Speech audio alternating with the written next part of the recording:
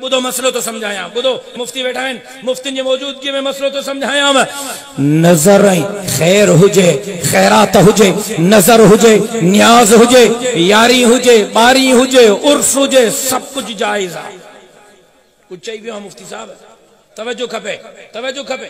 सुमर खान, अंगारो खान, अरबा खान, खमीसो खान, जुम्मो खान, उर्स खान, बुधो तवज्जो सा। खैर हुजे, खैरात हुजे, नजर हुजे, न्याज हुजे, उर्स हुजे, यारी हुजे, बारी हुजे, सब जायजा।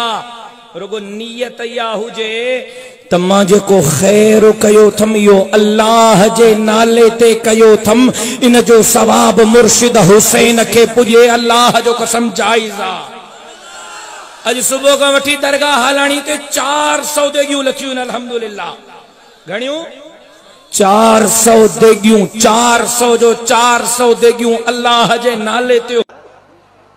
तो जे घर में आए तो हिलाल, हां बाकी जे कदे के बियो करे तो वो ना जा या तो शरीयत धारी किथां आ। पर मां चवंदो तरसो तरसो तरसो इंशाअल्लाह ताला पटन साल में सुनी थी वेंदा इंशाअल्लाह। शुरू थिया ने 30-40 मां त हिननि जी इंटरनेट ते बि ॾिठी त जो मुल्लो मरी वियो त उते सभु गॾु थिया जनाज़े में दुआ बीठा था करनि।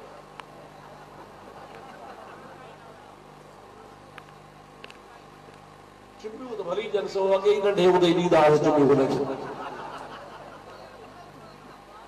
और मुंहिंजा दोस्त अज़ीज़ जेकॾहिं तव्हांजे लाइ जनाज़े खां पोइ दुआ जाइज़ आहे त सुन्नत जमात वारनि जे लाइ छो जाइज़ कान्हे का। अवाजा ला 40 करण जायज, असांजे लाइ छो जायज करण के।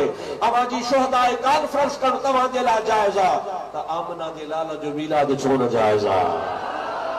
अरे तू मौन जूं खुशबू मल्हाईंदो आ, मौन जा ॾिहाड़ा मल्हाईंदो आ, असां हयात नबी जो ॾिहाड़ो मल्हाईंदा आहियूं।